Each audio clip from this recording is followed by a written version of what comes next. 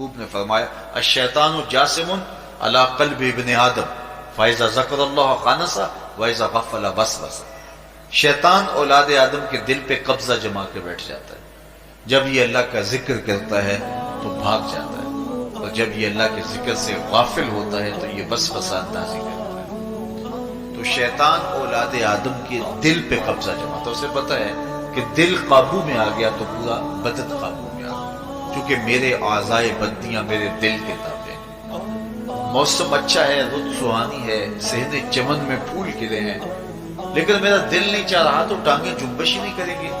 मुदग्गन गज़ाएं सामने पड़ी हैं और आपका तकाजा है कि जनाब ले लीजिए, लेकिन मेरा जी नहीं चाहेगा तो हाथ जुम्बश नहीं करेंगे। आसमान सितारों और कहकशाओं से भरा हुआ है, जी नहीं चाहेगा तो नजर नहीं उठेगी।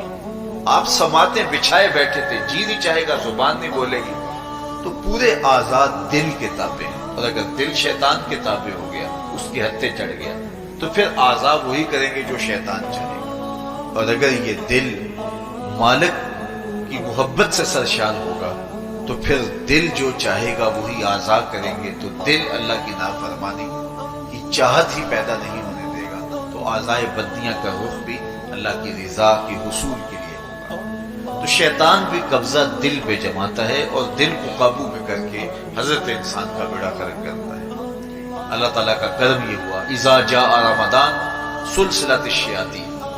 अल्लाह के महबूब अलैहिस्सलाम इरशाद फरमाते हैं, जब माह सियाम आता है तो शयातीन जकड़ दिए जाते हैं, जन्नत के दरवाजे खोल दिए जाते हैं, जहन्नुम के दरवाजे बंद कर दिए जाते हैं।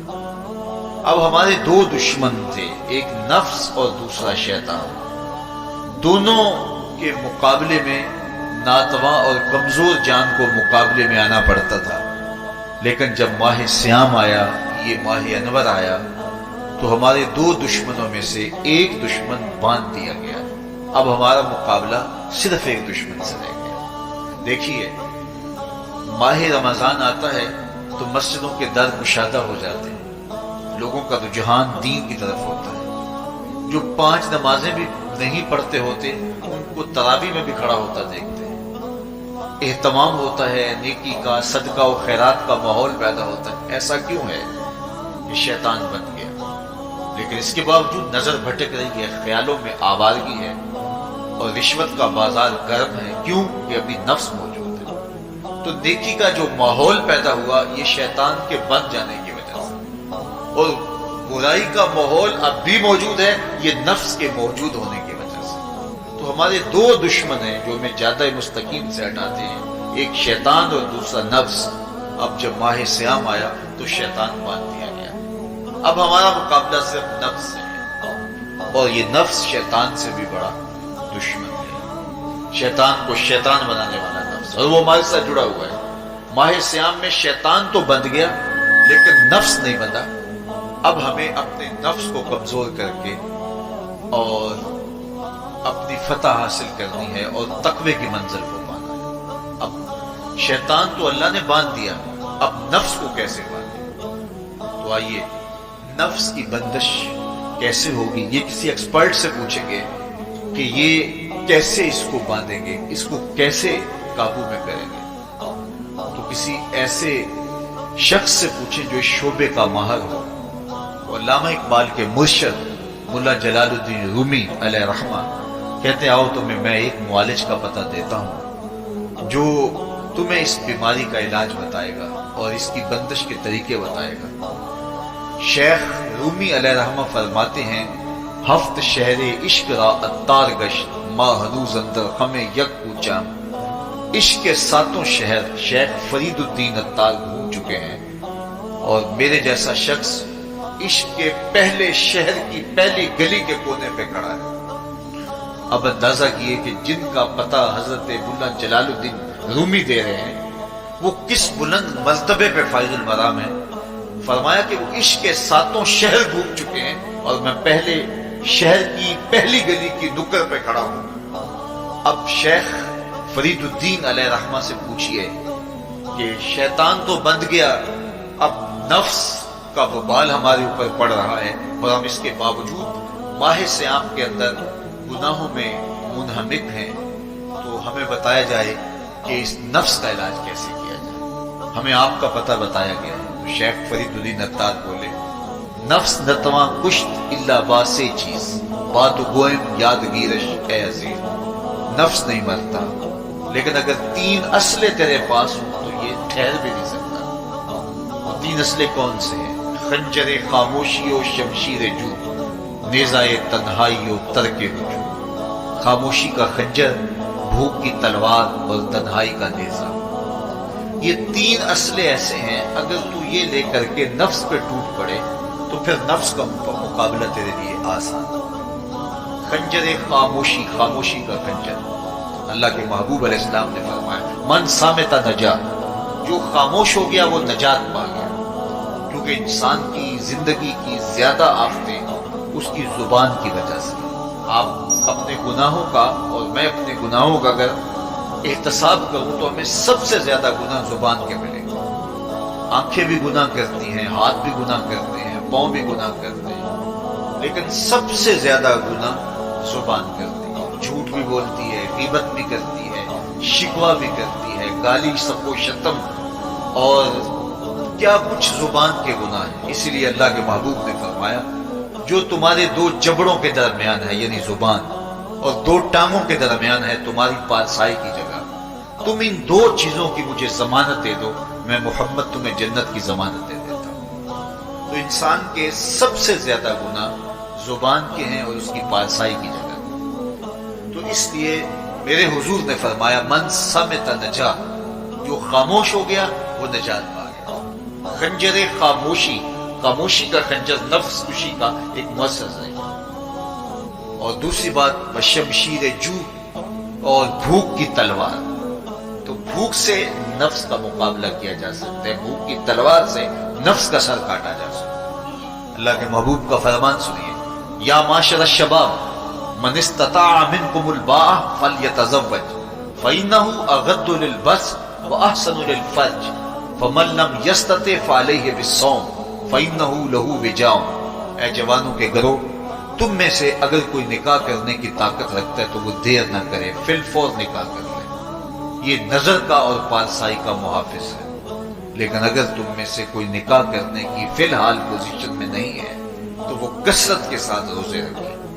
روزے قاطع شہوات ہیں، تو بھوک سے نفس کو جو ہے وہ روکا جا سکتا ہے، اس کو لگام ڈالی جا سکتی ہے۔ تیسری بات نیزہ تنہائی، تنہائی کا نیزہ، فرمایا گیا کہ العافیت فی العزلہ، کہ تنہائی کے اندر ہی عافیت۔ جب مجلسوں میں غیبت کی بدبو پھیلتی ہو اور چغلی کا ماحول معاشرے کا جزو لا ینفک بن جائے اور مجالس کے اندر نظروں کی پاکیزگی کا قائم رہنا مشکل ہو جائے اور انسان کی زندگی کے اندر گناہوں کا بہت بڑا سبب مجلسی زندگی ہو تو پھر اس سے تنہائی بہتر ہے۔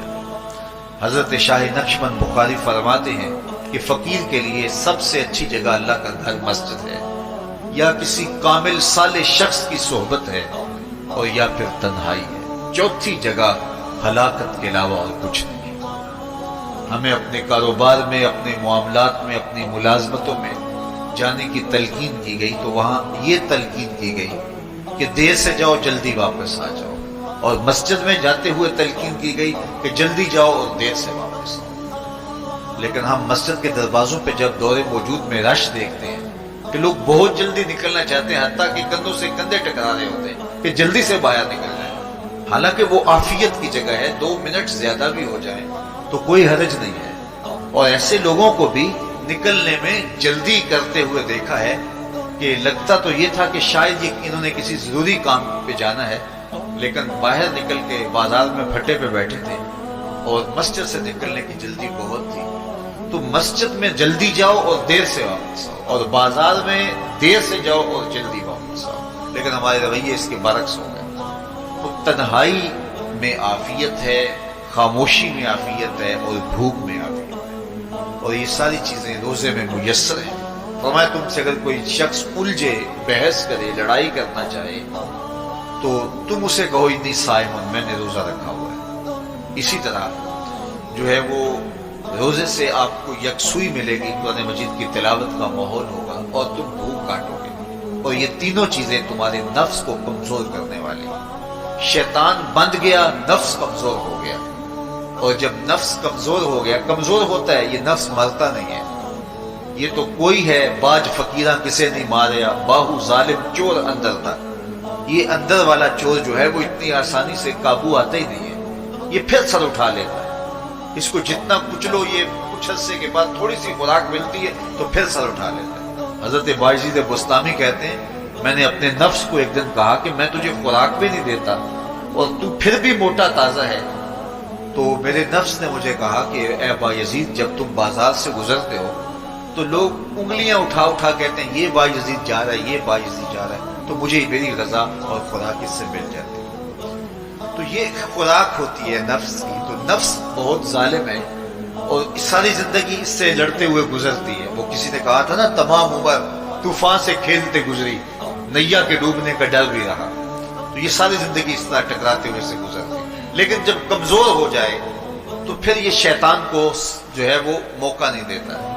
لیکن اگر نفس اگر ماہ سیام میں ہمارا کمزور نہ ہوا، صرف ہم نے بھوک کی کاٹی اور باقی اپنے معمولات وہی رکھے، تو میرے حضور نے فرمایا جس نے جھوٹ اور برے کام نہیں چھوڑے اور جھوٹے کام ترک نہیں کیے، اس کے بھوکا اور پیاسا رہنے کی اللہ کو کوئی ضرورت نہیں۔ روزہ تو ایک مشق تھی، یہ تو باطن کی تطہیر کا ایک ذریعہ تھا، یہ تو من کی تہذیب کا ایک ذریعہ تھا، یہ تو نفس کی شر سے اپنے آپ کو بچانے اور شیطان کے مکر و فریب سے بچانے کا ایک ذریعہ تھا۔ دیکھیے شیطان بن جاتا ہے ماہ سیام میں، حدیث واضح ہے، لیکن نفس موجود رہتا ہے۔ اگر نفس کمزور ہو گیا تو شیطان چھٹ کے بھی کچھ نہیں کرے گا، کیونکہ شیطان باہر کا دشمن ہے، نفس اندر کا دشمن ہے۔ جب تک اندر والا دشمن ساتھ نہیں دیتا، باہر والا دشمن کچھ نہیں کر سکتا۔ ہمارے دیہاتوں میں چوری ہو جائے تو بوڑھے بزرگ سر جوڑ کے بیٹھ جاتے ہیں کہ چور کہاں سے آیا، کیسے آیا، تو ایک نقطے پہ سارے متفق ہوتے ہیں کہ اندر کا کوئی بھیتی ضرور موجود ہے۔ اگر اندر کا کوئی بھیتی موجود نہیں ہے تو چور باہر سے آ کے حملہ آور ہو ہی نہیں سکتا ہے۔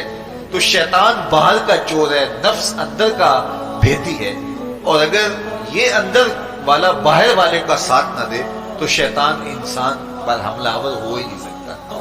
اس لیے اس کو قابو کر لیں، اس کو رام کر لیں، تاکہ شیطان چھٹنے کے باوجود بھی جو ہے وہ ہمارے اوپر حملہ آور نہ ہو سکے، ورنہ وہ تو پیچ و تاب کھا رہے ہیں۔ یہ جو تم نمازیں پڑھتے ہو، سروں پہ ٹوپیاں تم نے پہنی ہیں اور بڑے شریف بن کے مسجد میں جا رہے ہو، ذرا چھوٹ لوں عید کے دن ہی جو ہے وہ تمہارا سارا کیا دھرا برباد نہ کیا تو مجھے شیطان نہ کہنا، تو وہ سب کچھ برباد کر دیتا ہے اگر ہمارے نفس کی تہذیب نہیں ہوتی۔ تو یہ اللہ نے ایک ہمیں موقع دیا ہے، پورا ایک مہینہ ہے، ایک ورکشاپ ہے باطن کی تطہیر کے لیے اور ایک اندر کی پاکیزگی کے لیے ہمیں ایک موقع فراہم کیا گیا ہے، اور اس سے ہم بھرپور فائدہ حاصل کریں۔ قرآن مجید کی کثرت کے ساتھ تلاوت، صلاۃ التراویح میں شمولیت اور خاموشی کا اختیار کرنا، اور جو ہے وہ اللہ کے ذکر فکر کی طرف متوجہ رہنا اور بھوک کاٹنا، اس کا عملی نتیجہ یہ ہوگا کہ اتقاء کی دولت